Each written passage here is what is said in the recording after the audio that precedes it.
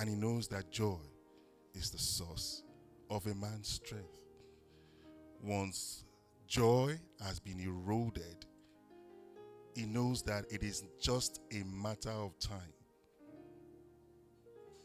Anyone that has no joy will eventually crumble or collapse like a pack of cards.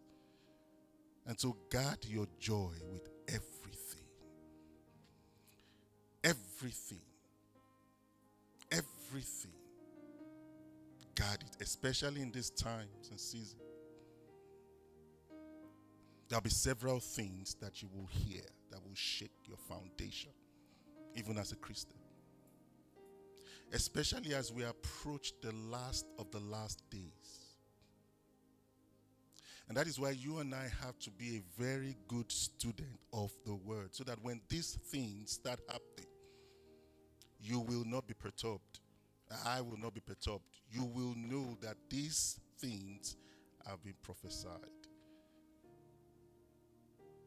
These are not the times or seasons that you would joke with your intimacy with the Father. It's important that I reiterate this because there are so many distractions in the world today. When the prefix dis, D-I-S, is added to any word, it negates the significance of that word. Dislocation, disdain, disappointment, dis-ease. So a disease is simply something that's taken out or tampered with your ease. Distraction. Distraction is something that stops your traction. You're moving forward. And so when the prefix dis comes into any word,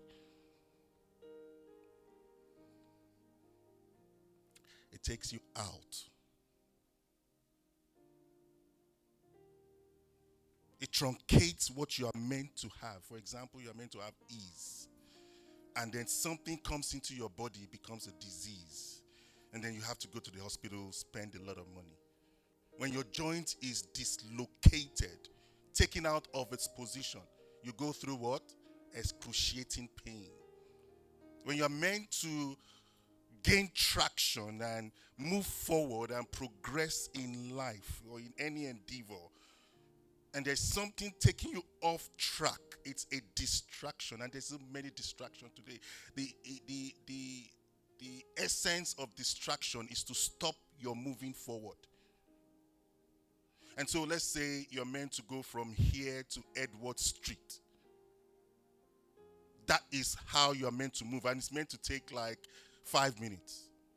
So when a distraction comes in, you go to Forsyth, you're going to whatever, you're going to so many places. And so what is meant to take 5 minutes is taking 5 hours.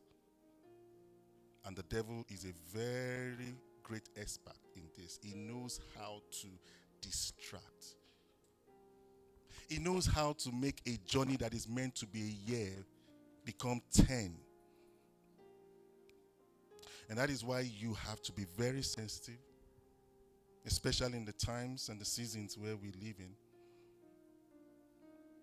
so that you'll be able to discern the things that God has called you to do and avoid distraction, because there's no time. Time is waiting for no man. And that's why the Bible says, don't pray and watch. It says, watch and pray. That sequence is the sequence from the word.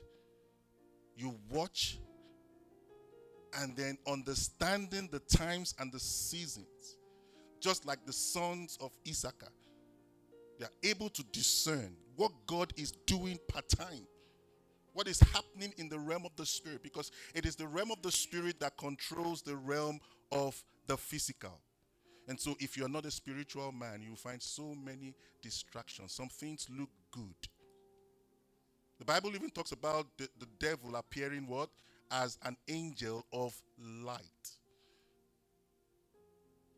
Not everything good is God. We've dealt with the revelation gift at the Bible study, the gift of discernment. Being able to discern what is true from truth. That it is true does not mean that it emanates from the truth. Jesus is the truth. Something can be true today and it becomes a lie tomorrow. But Jesus is the same yesterday, today, and forever. And we can do nothing against the truth but for the truth. So something can be true, can be factual, but does not have its origin in the truth, which is Jesus.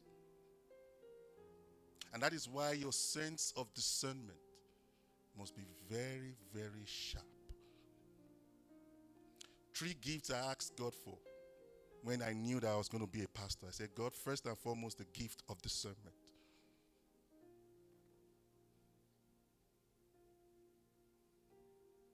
It may look good.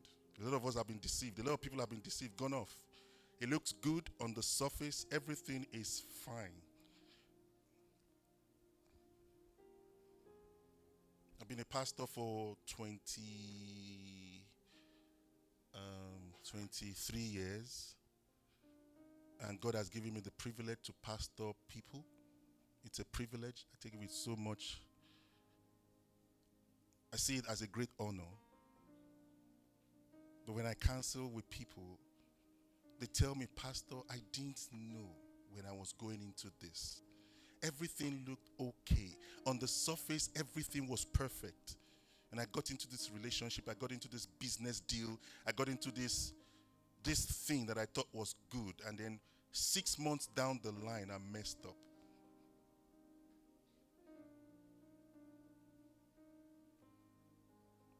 God does not want us to be caught in that trap of regrets. A man in 1982, Bishop Oyedepo said, David made a costly mistake because of lack of discernment. 30 years later, he hasn't recovered. 30 years later, just because of lack of sensitivity. Can you hold the hands of your neighbor, please? We're going to pray this morning.